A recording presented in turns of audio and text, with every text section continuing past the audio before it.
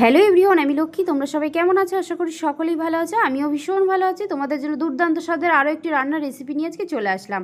আজকে দেখো বাজার থেকে কিন্তু চলে এসেছে মৌরলা মাছ। এই মৌরলা মাছ কিন্তু খেতে দারুণ টেস্টি, আর রান্না যদি আরও সুন্দর হয় আরও টেস্টি লাগে খেতে। চলে যাই বন্ধুরা, আজকে একটা দারুণ রেসিপি দেখাবো। সেটা হলো কলা পাতায় পেঁয়াজ কলি দিয়ে পাতুরি।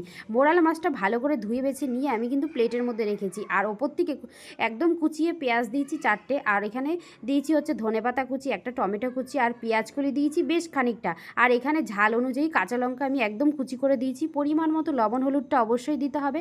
আর এখানে হাফ চামচ লঙ্কার গুঁড়োটা দিয়েছি। তোমরা যদি ঝাল বেশি পছন্দ না করো তাহলে লঙ্কার গুঁড়োটা স্কিপ করে যেতে পারো। পরিমাণ মতো ধনে জিরে হাফ চামচ দিয়েছি হচ্ছে জিরে গুঁড়ো। আর এখানে সর্ষের তেলটা বেশ পরিমাণ মতো বেশি করে একটু দিতে হবে। যেরকম ধরো মাছ এখানে আমার 300 গ্রাম আছে, তার জন্য এখানে আমি কিন্তু বেশ হাফ কাপ মতো তেল আমি অ্যাড করেছি। এবার ভালো করে সমস্ত কিন্তু আমি ভালো করে মাছের সাথে মেখে নিয়েছি। মেখে নিয়ে রেস্টে কিছুক্ষণ 10 মিনিট রেখে দিয়েছি। তারপরে দেখো কলা পাতাটার মধ্যে আগে সর্ষের তেল মেখে নিলাম। তারপরে যে মাছটা আমি রেডি করে রেখেছি মেখে, সেটা কলা পাতার মধ্যে দিয়ে ওপর থেকে আরও 3-4টে কাঁচা লঙ্কা ফাড়া দিয়ে আমি দিয়ে দিলাম। যেহেতু বাঙালিরা একটু ঝাল পছন্দ করে, আর কাঁচা লঙ্কাটা বিশেষ করে এই রান্নাতে দিলে আরও দারুণ লাগে।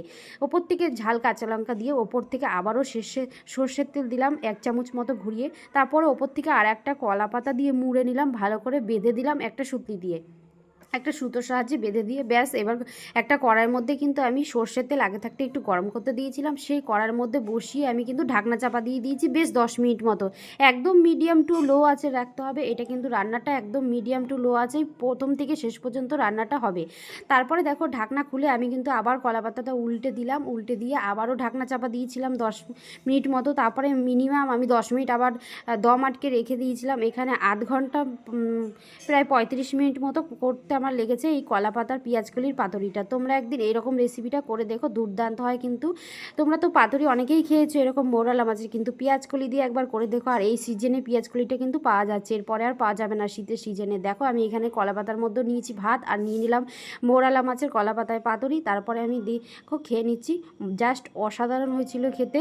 তোমাদের কেমন লাগলো বন্ধুরা অবশ্যই জানিও। যারা ফেসবুক থেকে চ্যানেলটিকে দেখছো চ্যানেলটিকে ফলো করে রেখো, আর যারা ইউটিউব থেকে চ্যানেলটিকে দেখছো অবশ্যই সাবস্ক্রাইব করে দিলো। তাহলে এরকম সুন্দর সুন্দর রান্নার রেসিপি তোমরা কিন্তু অনেক সুন্দর তাড়াতাড়ি পেয়ে যাবে। তাহলে আজকের মতো টাটা বন্ধুরা, আবারও দেখা হচ্ছে কালকে অন্য কোনো রেসিপির সাথে।